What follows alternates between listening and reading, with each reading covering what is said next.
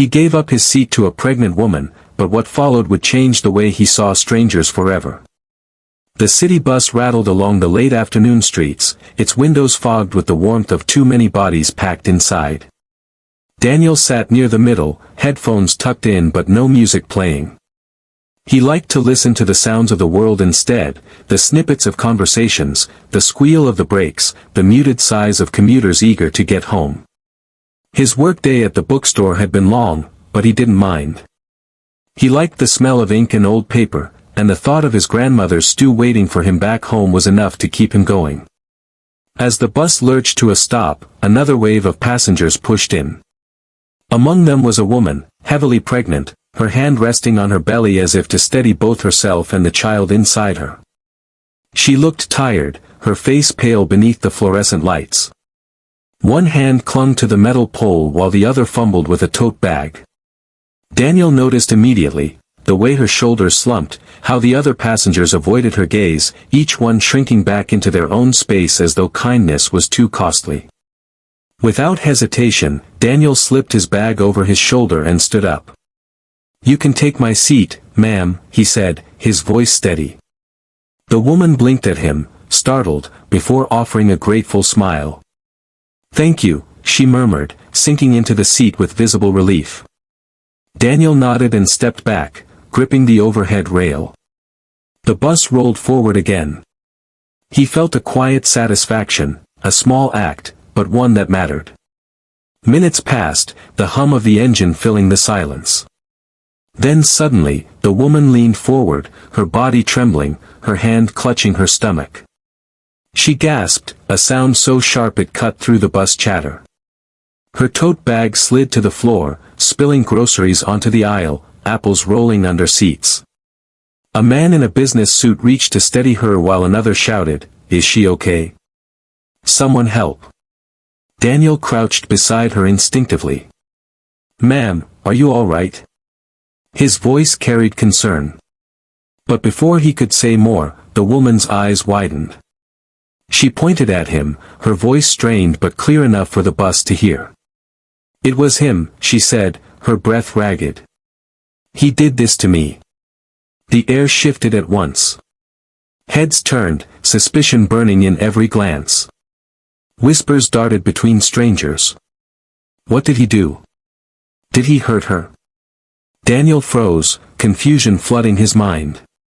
"What are you talking about?" he asked softly. "I just gave you my seat." But the word seemed too thin against her accusation. A middle-aged woman near the front muttered, "I saw him hovering near her bag. Maybe he tried something." Daniel's heart pounded. "I never touched her bag. I was standing right here." He gestured to the rail. But the murmur of voices drowned him out.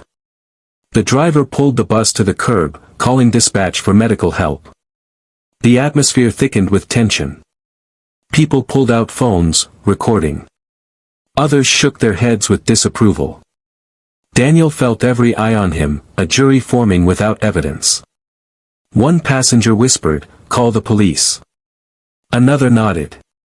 "I bet he slipped something into her water." Daniel raised his hand slightly, his voice trembling but firm. "I didn't do anything. You all saw me give up my seat, that's all." But the woman in the chair groaned, clutching her belly tighter, her voice weak but damning. "It was him. I swear. I felt strange right after he stood over me." "Sir, step back," someone barked, a man in a uniform vest who'd come forward from the back of the bus. Daniel obeyed, swallowing the urge to shout. He remembered his father's words, "Stay calm no matter what. Anger will only feed their fears." The bus door hissed open and paramedics climbed aboard, followed closely by 2 transit officers. The scene burst into noise as passengers talked over one another, voices overlapping, fragments spilling into the air. He stood too close. She collapsed right after he moved. Something's not right.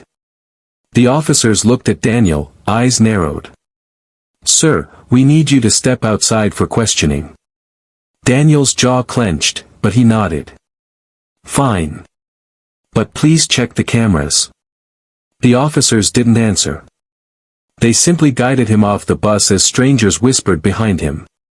On the curb, Daniel felt the cool wind against his skin, but it didn't wash away the heat of humiliation. The pregnant woman was lifted onto a stretcher, her eyes still darting toward him with suspicion. Nearby, a cluster of passengers gave their versions of events, each one bending the truth just a little, each one weaving guilt around him like a net. "Let me be clear," Daniel said to the officers, his voice low but unwavering. "I gave her my seat. Nothing more. I didn't touch her bag. I don't even know her." The taller officer scribbled in his notepad. "Then why would she accuse you?" Daniel stared at him, frustration pressing against his ribs. "I don't know. Maybe she's confused, maybe she's sick. But I did nothing wrong." Then a small voice cut through the noise. "Wait." Everyone turned. A teenage boy stepped forward, phone in hand. "I was filming for TikTok when she got on. I caught everything." He showed the screen. The video was grainy but clear, Daniel rising, offering his seat, stepping back. Nothing suspicious. Nothing predatory. Just kindness. The officer leaned closer, watching, then nodded slowly. "This shows no contact," he admitted, but still glanced toward the woman on the stretcher. "Ma'am, are you certain it was him?" She shook her head weakly, tears spilling. I don't know anymore. I just assumed." The word stung Daniel more than the accusation itself. Assumed. The crowd's whispers faltered, uncertainty creeping in. Some people looked ashamed. Others stubbornly held on to their suspicion. A paramedic spoke up. "Her blood pressure is dangerously low. That explains the dizziness. Nothing points to foul play." The officers exhaled. One finally met Daniel's gaze. "You're free to go." It was a misunderstanding. Daniel's chest tightened. Misunderstanding. That word again, as though humiliation, suspicion, and fear could be brushed away so lightly. He laughed bitterly, shaking his head. "Do you have any idea what it's like to be accused in front of everyone? To have them whisper, assume, label you in seconds?" The officers shifted uncomfortably but offered no answer. Daniel turned away, feeling the weight of invisible chains even in freedom. The teenage boy caught up to him. "Hey, I posted the video. People need to see what really happened." Daniel studied him, gratitude flickering beneath the exhaustion. "Thank you," he said simply. The boy shrugged. "Just doing what's right." Later that evening, Daniel sat across from his grandmother at their small kitchen table, the stew steaming between them. Her wrinkled hand rested over his as she studied him quietly before asking, "What's wrong?" He hesitated, then told her everything, each detail spilling like stones from his chest. When he finished, she shook her head, her voice steady but sad. "The world is quick to judge, child. Quicker still to condemn. But you did the right thing. And no accusation can take that from you." Daniel thought of the woman's pale face, of the crowd's sharp whispers, of the way truth had hung by a thread and nearly snapped. He realized then that kindness wasn't about recognition or reward. It was about choice, about standing firm even when the world tried to twist it into something else. He looked at his grandmother and managed a faint smile. "I'd do it again," he said softly. "Even knowing what happened."